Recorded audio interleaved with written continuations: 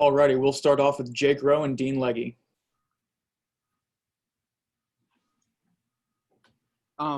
Tyson, obviously you guys, have are dinged up on defense overall, but even dinged up in the secondary. When it comes to guys moving around, next man up, whatever, what positions are you prepared to play if needed? Which ones have you practiced to this point and where you can help out? Besides corner, I practice nickel and dime for certain packages, so I can play those type of positions. Hey, Tyson, how are y'all going to deal with Trask? I know it won't be just you dealing with him, but as a defense, how do you deal with I said Trask. They both are named Kyle. I meant Pitts, but I guess both of them dealing with what Florida's got in the passing game. Like we do every week when we play any offense, trust the game plan, give it to us, and try to execute it the best way possible. Next, we'll go to Mark Weiser, then Seth Emerson. Tyson, how are you guys viewing this matchup, top 10 matchup? The SEC East, obviously is a kind of, an important game in that regard. And then also, you guys, how did you take it when some voted Florida to win the East in the preseason? Was that motivation? Can you repeat the first part of the question again? I was just asking you about the magnitude of this game, top 10 matchup and the SEC East, bragging rights, or at least, for now, to the winner. Every year, this matchup is always an important part of the season. It always leads to us bragging rights over the SEC East. And, this is one of the biggest college football rivalries. And as far as seeing the preseason stuff right there, we didn't really pay attention to that. We know people are going to have their own personal opinion, but we can only control what we can control, and that's what we're going to do moving forward. Tyson, obviously the Alabama game didn't go as well, and this week you guys are going to be down a lot more guys than you had against Alabama. Where's your all's confidence level in being able to do better this time against a high-powered offense like that? We still have the confidence we've always had. We always believe in the next man up mentality, and we believe in our talent and what we have on our team. So we're pretty confident coming into this game. Next, we'll go to Anthony Dasher and Chip Towers.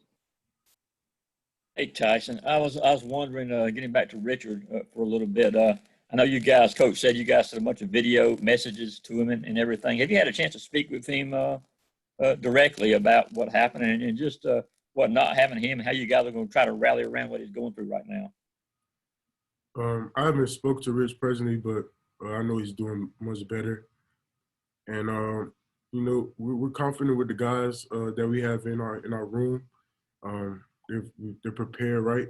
They get a lot of reps in practice. So I don't have any doubt in my mind about the guys, having to step up. I believe in, the defense. Dash kind of asked part of this, Tyson, but I did specifically, Richard does a lot as a free safety and a guy kind of making the calls in the back end. Can you just expound on that a little bit, like what exactly Richard brings to the table each week and then so what's going to be needed and expected of the guy that steps up in that role now? Richard being a safety, he's the last line of defense. So he's always, that guy try to make that playmaking tackle, or if it's in a pass game, he's a ball hawk, so he tracks the ball.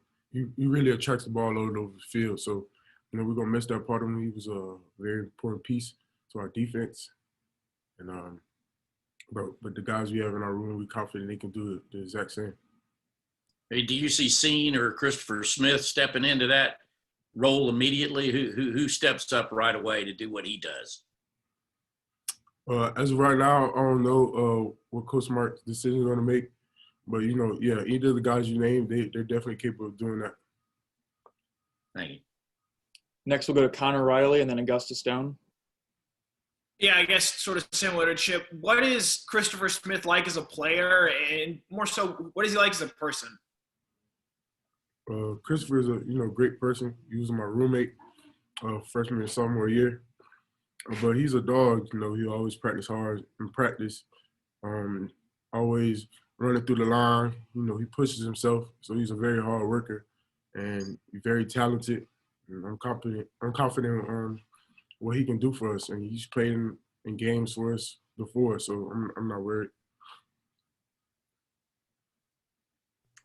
Hey, Tyson, I wanted to follow up just a little bit more on the whole next man up mentality. I wanted to know, how do you keep each other so confident and prep to go in? Do y'all exchange text messages? Do you, talk about it like, if it comes your turn, if something happens, just kind of how do you keep each other boosted up and so prepared to have the next man up mentality? Well, yeah, it's exactly like you said. Talking and motivating each other, but also coming to practice with the reps. Everyone's trying to get those similar reps and repeat those similar plays that maybe the ones or the twos or the threes get. So everybody's getting similar reps with each other. So everybody is experiencing that sort of prep for a game. Next, we'll go to Brandon Sudge, and then we'll open it up for the last couple questions.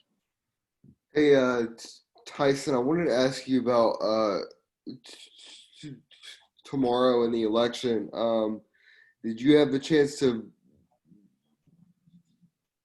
vote? Did you end up mailing something in, being out of state? How did that work? And then also, if you were somebody who voted, what was the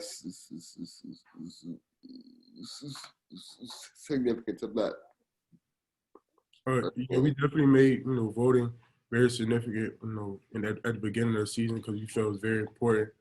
So Coach Smart got a lot of most of the team already has voted. So he already got most of the team to vote. So we really felt that was important because the things going on right now, it's important we have the right people in office and in our government to help run our country. So voting was already a main priority for the University of Georgia. We'll open it up. Anyone? All right. Thank you, Tyson.